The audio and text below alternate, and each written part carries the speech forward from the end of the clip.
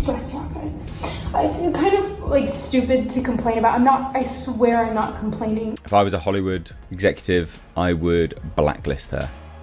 If you listen closely outside London's Palladium this week, you can practically hear the tension humming through the brickwork. Insiders are alleging that director Jamie Lloyd's high-profile Evita revival has gone from buzzy rehearsal room to five-alarm fire, because Rachel Zegler, Hollywood's on-again, off-again darling, is reportedly rewriting the rulebook on diva behavior. Quick disclaimer before the lawyers stretch: every jaw-dropping detail you're about to hear is reported, unverified, and very much alleged. So grab the salt shaker, but don't look away. I was actually, oddly enough, auditioning for a Broadway show of a very famous Broadway musical that was having a revival, and the producers and directors were ordering lunch while I was singing.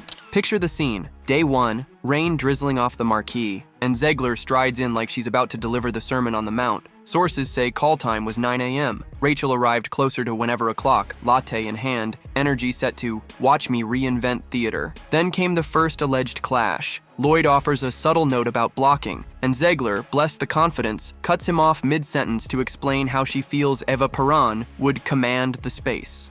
Honestly, I thought I would be a lot more terrified. Translation: according to one shell-shocked ensemble member, she directs, we orbit, and it only snowballed. Rumor has it a full company run-through hit an iceberg when Zegler stopped mid-number, announced the creative frequency felt off, and walked straight out of the room, leaving the cast frozen on stage like glitching animatronics. Not exactly the team spirit montage West End investors were hoping for, but here's where the story flips from spicy to scorching. While whispers of late arrivals and abrupt exits leak onto theater Twitter, Zegler's Instagram feeds the narrative of a fearless, young visionary. I'm a very talented, capable individual. I'm here for a reason. I can do it.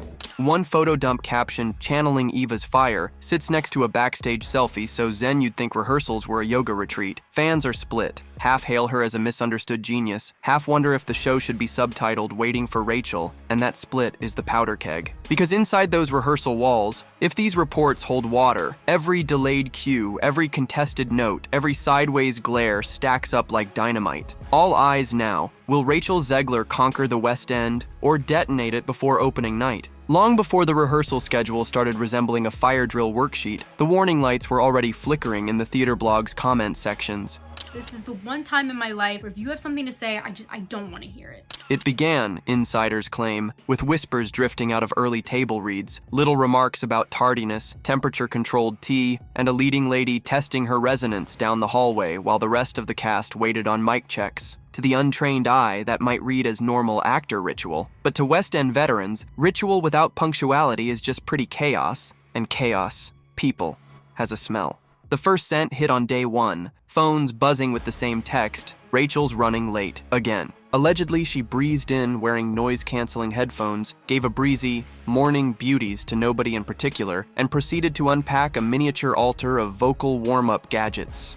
If you have any opinions, I don't want to hear them. According to one stage manager, this involved a portable humidifier, a jar of Manuka honey, and a crystal water bottle recharged under the full moon. Cute, sure, except they were 20 minutes deep into the blocking plan. That delay rippled forward, compressing a 6-hour session into 4. Cue the first rumble of eye rolls. Then came the creative clarifications, Zegler's term, reportedly, for pausing live readings to debate subtext line by line. Sources say that within 48 hours, she'd challenged everything from Eva's accent rhythm to the ensemble's breathing cues. Jamie Lloyd, consummate diplomat, fielded each query with monk-like patience, but backstage murmurs tell a snarkier story. She's directing the director now, and if that rings dramatic, buckle in, because what seemed like healthy curiosity fast morphed into open critique. One standout moment, still alleged but widely repeated, involved a music note on phrasing. What would you say to those who are just kind of overly critiquing the film at this point? You've worked so hard on it. I'm getting on a coffee block here. Yeah, hold on. All right. The MD suggested softening a vowel for blend. Zegler supposedly replied, blend is for backup vocals. I'm narrating history. The room, per an eyewitness, went silent the way a courtroom does just before the bailiff calls for order. That's when I felt the energy tilt, the witness confessed. Like, oh, this isn't a discussion, it's a coronation. By the week's end, the ensemble's group chat had a running joke. Hashtag Eva or nothing. Light-hearted on the surface, but underneath, a slow-building dread that the show's heart was already racing, and no one had found the beat yet. If those early grumbles were the tremors, the alleged blocking showdown during Don't Cry For Me Argentina was the first audible crack in the Palladium's marble columns. Picture the main rehearsal hall bathed in that unforgiving overhead fluorescence, the kind that bleaches out every illusion except raw ego. What an idiot I've been as a young person in this industry who has no filter and no idea what she's doing. Jaime Lloyd, ever the minimalist, had just finished explaining his vision. Eva Perón in absolute stillness, arms at her sides, voice doing the heavy lifting while the ensemble became a living frame. Simple, stripped, surgical. Enter Rachel. Sources say she listened, eyes narrowed, lips pinched, before delivering a quiet but unmistakable, "I don't think so." What followed felt, as one spectator put it, less like a note session and more like two tectonic plates grinding. Zegler allegedly argued that Eva's power wasn't in restraint but in motion, a rising hand, a step forward, a queen claiming her balcony. To prove the point, she took center position and launched into what witnesses describe as an impromptu masterclass on charismatic dynamism, arms carving the air, chin tilted to imagined applause, voice ringing all the way to the grid. Stunning? Absolutely. Productive? That's where the room split in half. Some performers felt a jolt of inspiration, others a stab of dread, because the clock was chewing through minutes and Lloyd's rehearsal plan was disintegrating in real time. An assistant stage manager allegedly glanced at the schedule, mouthed, "Goodbye lunch break," and started rewriting call sheets on the spot. The showdown climaxed when Lloyd gently reminded everyone, Rachel included, that collaborative theater thrives on trust in the director's blueprint. Zegler's reported answer? A tight smile, a nod, and a quietly delivered line that has since become cast legend. A blueprint is a suggestion. History is what we build in the moment. Translation, according to one exasperated dancer, "We're improvising a skyscraper, folks. Hope the foundation holds." Like, who has been the most exciting person for you tonight? Oh my God. Besides, took the words out of my mouth. Besides. By day's end, Lloyd had conceded enough adjustments to keep rehearsals moving, but insiders swear the atmosphere had changed temperature. The director's once calm perimeter now felt like a fault line, and somewhere between those dueling visions of stillness and spectacle, the seed of an oncoming storm took root, one that no amount of polite applause was going to contain. Rehearsals hit DEFCON 2 during what was supposed to be a smooth ensemble run-through of Buenos Aires. The room, sources recall, pulsed with that rare electricity actor's chase, the moment where blocking, music, and sweat finally click. They barely made it 8 bars. At the critical beat where Eva spins into the crowd, Zegler allegedly froze, cut the band with a curt hand slash, and announced, "The energy is wrong, I'm getting static, not revolution." Eyewitnesses swear you could hear sheet music drop. The dance captain tried a quick reset, take it back to top of 16, but Rachel was already stepping down stage, explaining, in polite but unmistakably exasperated tones, how the ensemble's footwork was muffling Eva's heartbeat. One chorus member later joked, "Apparently our shoes were blocking her aura." Laughs aside, the seconds ticked into minutes, the air thickening like a London fog nobody ordered. Jaime Lloyd approached, attempting triage.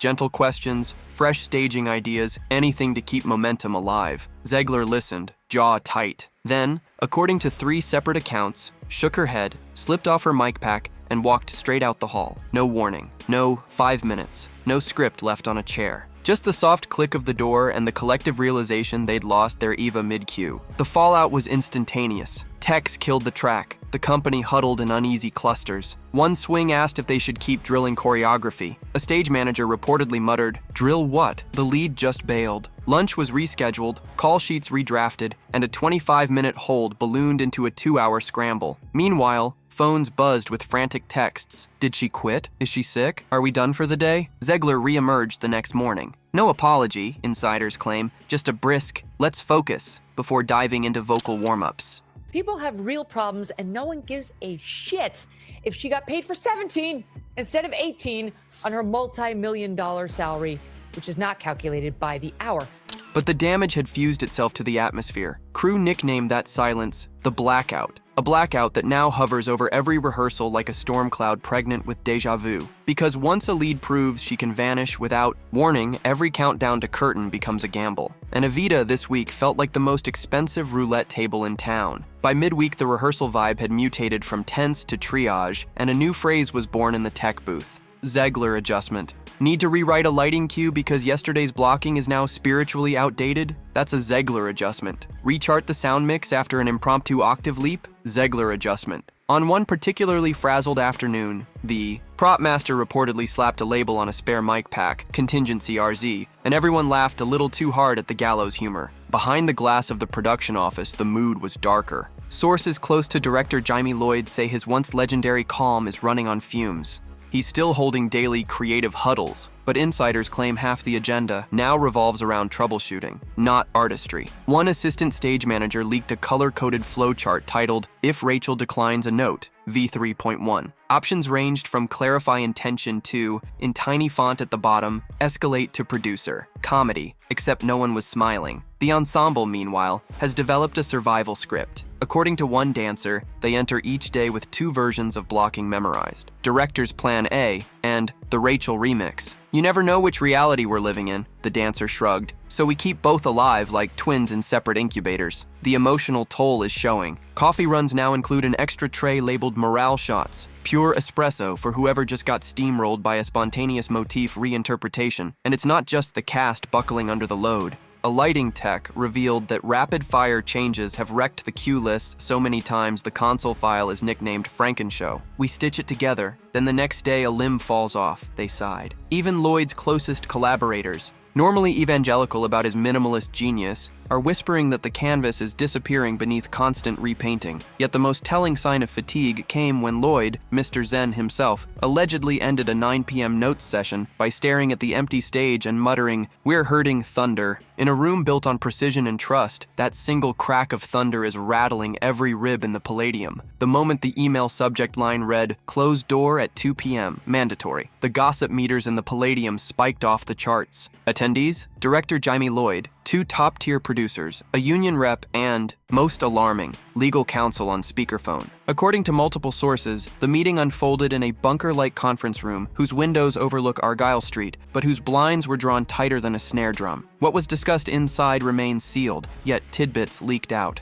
Zegler's career now looking like it is seriously on life support. Like steam through a kettle lid, and every wisp pointed to the same grim possibility. Can the show survive without its star? First, the contractual deep dive. Lawyers reportedly dissected Zegler's deal clause by clause, searching for the magic words unprofessional conduct and material interference. One insider claims the phrase pattern of disruption surfaced more than once, followed by a stark question: does this qualify as breach? No decision reached, at least not on paper, but the very act of asking sent tremors down the call sheet. Second, the financial slide deck. Producers allegedly presented numbers on ticket pre-sales versus projected break-even. Let's just say the graph wasn't trending skyward. A color bar titled Risk Delta if lead recast flashed crimson. Nearby, another labeled Risk Delta if lead retained burned an even deeper shade. Pick your poison, one attendee later quipped. Either drink the PR fallout of firing a headline name or risk bleeding cash if the backstage chaos hits previews. Third, and perhaps juiciest, the contingency chatter. 2 casting agencies were mentioned. Purely exploratory, lawyers stressed. Yet agents on the West End grapevine confirmed they received discreet pings within 48 hours, seeking availability for a powerhouse mezzo with Latin flair, age 2035. Connect the dots and the silhouette looks suspiciously Eva-shaped. Zegler herself? Sources say she was told only that schedule adjustments may occur. Translation: the chessboard is being studied, but no piece has moved yet. Still, the noise in that hallway afterward was deafening. Whispered speculations, frantic screen taps, and one tech muttering, "If the lawyers are reading the contract, we're already past intermission." By nightfall, the company understood the stakes had officially climbed from artistic tension to legal brinkmanship. And in theater, once the lawyers enter stage left, the next cue is rarely subtle. While legal minds sifted clauses behind closed doors, Rachel Zegler's public-facing machine kicked into hyperdrive, cranking out the kind of carefully lit Instagram posts that beg for sympathy hearts. First came a carousel of Polaroid-tinted rehearsal shots, every frame drenched in amber glow. Caption: finding Eva's heartbeat in the stillness between notes. Poetic, and, according to at least 3 cast members, a complete rewrite of reality. One quipped, "Between notes? Sis, you skipped half the song." The post netted a flood of red heart emojis, but buried deep were comments asking why crew were allegedly stuck in overtime, while the star was out here curating vibe aesthetics. Next, a hushed tone selfie video. Zegler, damp-eyed, whispering about the weight of leading and the cost of artistic honesty. Within minutes, theater Twitter lit up like a marquee on opening night. Retweets split down party lines, Team Rachel praising her vulnerability, skeptics dubbing it main character meltdown PR. One viral quote tweet simply read, "Girl, the cost is over budget tech weeks. Ouch." To address the elephant in the room. I'm the hottest person in the world. Her PR squad tried shoring up defenses with a tidily phrased statement to a theater blog. Creative intensity is being mischaracterized as discord. Trouble is, the blog appended a box office chart right underneath, highlighting steep promo code usage. The juxtaposition looked less like intensity and more like damage control with a side of empty seats. Meanwhile, screenshots started circulating of allegedly deleted comments on Zegler's post, fans asking bluntly whether rumors of walk-offs were true. The deletions backfired. Watchdog accounts archived everything and reposted receipts. If the goal was narrative control, the internet handed back a participation trophy labeled Streisand Effect 2025 edition. Backstage, actors watched the social spectacle unfold in real time, phones lighting up like footlights during a blackout. One ensemble member confessed it felt like performing in a reality show where confessionals are happening live, except we're not invited to the camera. Another half joked they should add hashtag ad to every post, because it's starting to look sponsored by chaos. And so the gap widens. Inside the Palladium, tension thick as smoke. Outside, curated serenity garnished with pastel filters. The question now, how many filters does it take to soften a free fall? Nothing telegraphs backstage panic quite like a flurry of discount codes. And lately, Evita's promo emails read more like a clearance sale than a West End crown jewel. One insider leaked the numbers. Premium stalls that should have vanished in pre-sale are lingering like unsold Easter eggs, while dynamic pricing has quietly dipped into please just fill the row territory. Theaters always massage figures, but when a revival with this pedigree starts hawking 2-for-1 Wednesdays before tech is locked, investors don't need spreadsheets to feel the chill. Producers have moved into full data spin mode, telling trade mags that a delayed marketing push is standard for abstract stagings. Nice try, except rival shows with half the social media buzz are posting near-capacity heat maps. One ticket tracking site, refreshed hourly by gleeful Broadway bloggers, shows Evita's orchestra section looking like a checkerboard. Green for available, red for sold, and a lot more broccoli than tomato. Inside the finance meetings, sources say the slide deck now features a doomsday metric labeled pre-preview attrition risk. Translation: if rumors of walk-offs and legal chess keep swirling, how many patrons will bail before they ever scan a QR code? One bean counter reportedly called the trend line the world's most expensive shrug. Harsh, but the room went silent, so no one disagreed. Marketing's counteroffensive? Spotlight the ensemble brilliance. Slick teaser clips of dancers, hitting razor-sharp lines, voiceover trumpeting a collective triumph of modern theater. Studios really need to go back to what they originally did, which was tell your stars to shut up and not say things, because no one is paying to hear your star say offensive things off the screen. Admirable, but audiences buy tickets for Eva, not Ensemble and Friends. And when Eva's headlines scream chaos, the hype reel lands like perfume on a barn fire. Even crew feel the pinch. Wardrobe assistants whisper that budget allotments for quick change tech have been temporarily deferred, and the orchestra contractor allegedly offered reduced rate rehearsals until cast stability is confirmed. Nothing torpedoes morale like penny pinching before the overture, yet the most ominous omen dropped when a major ticket broker quietly emailed customers the flex refund option, usually reserved for natural disasters or superstar illness. Industry code for, we might need an escape hatch. So here we are, a show conceived as a box office juggernaut now wrestling a numbers narrative colder than a February matinee. And every unsold seat becomes one more spotlight on the question no one can dodge. Can the production afford Rachel Zegler's revolution, or will empty rows decide the matter first? Theater thrives on whispers, and lately the hush in Soho wine bars sounds a lot like casting roulette. According to two talent agents nursing flat whites at Balan's, their inboxes pinged last week with a discreet availability check for an unnamed West End musical seeking a late 20s powerhouse mezzo who can sell balcony-level pathos in Spanish-inflected diction. One agent laughed. They might as well attach a headshot of Eva in pearls. The timing, 48 hours after that lawyer-laden meeting, spoke louder than any NDA. Names are already floating in stage door chatter. A recent Olivier nominee fresh off a Sondheim revival. A Netflix breakout who secretly trained at Guildhall. Even talk of coaxing back a veteran who once understudied Elena Roger. All rumor, all deniable. but crew members claim they've seen headshots printed and filed under Plan B in the casting office binder. One dresser snapped a covert photo of the tab and posted it to a friends-only story captioned, "Emergency Evitas, choose your fighter." It vanished in minutes, but screenshots live forever. Yet amid the speculation, a smaller chorus argues for patience. A vocal coach close to the production insists Zegler's raw instrument is an absolute cannon, waiting for alignment, predicting that once the spotlight hits, she'll channel the pressure into volcanic brilliance. Even a fatigued ensemble member admitted off the record, "When Rachel locks in, the hair on your arm stands up. We just wish she'd lock in before the lunch break." It's the classic divide. Pragmatists drawing replacement matrices while romantics cling to the promise of live wire magic. Beyond the Palladium, other directors are quietly recalibrating. One West End producer told the stage he's delaying a casting announcement until the Evita dust settles,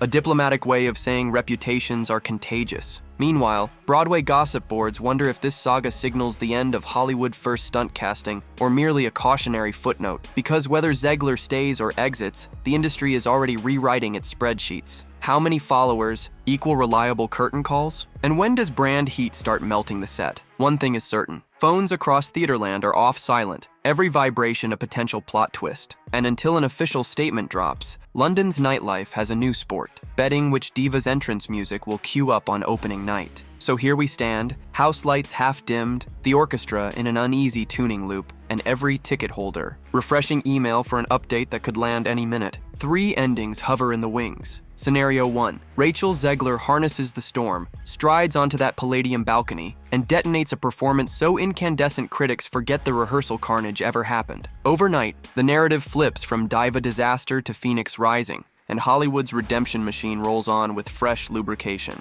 Scenario 2. The contingency file slides out of the drawer, papers get signed, and a new Eva steps into the cha-cha heels with a heroic 2-week crash course. The press spins it as bold course correction, box office curiosity spikes, and Zegler retreats to Instagram for a reflective 8-slide statement on growth through turbulence. Scenario 3. Nobody makes the hard call, previews limp forward under a cloud of side-eye. And opening night becomes a blood sport of schadenfreude alive tweets. Reviews land harder than a dropped chandelier, investors grit teeth over refund totals, and the phrase herding thunder joins the long list of theatrical cautionary tales. Which curtain drops? That's the delicious, excruciating gamble only live theater can offer. And you, dear viewers, are front row witnesses. Because every text leak, every promo code email, every suddenly unavailable stall seat nudges the odds one way or another. And in a business where perception can topple empires, your collective side-eye might be the final straw. So let's throw the spotlight to you. Does Rachel Zegler deserve the stage long promised, or has the backstage drama outsung her talent? Would you buy a ticket tomorrow, or rather watch the spectacle unfold from your feed? Drop your verdict in the comments. We're grabbing popcorn for the hot takes. If you want to keep tabs on this high-stakes tango, where legal briefs meet jazz hands, hit that like button so the algorithm knows you're hooked, subscribe for the next chapter, and keep an eye on your recommended queue,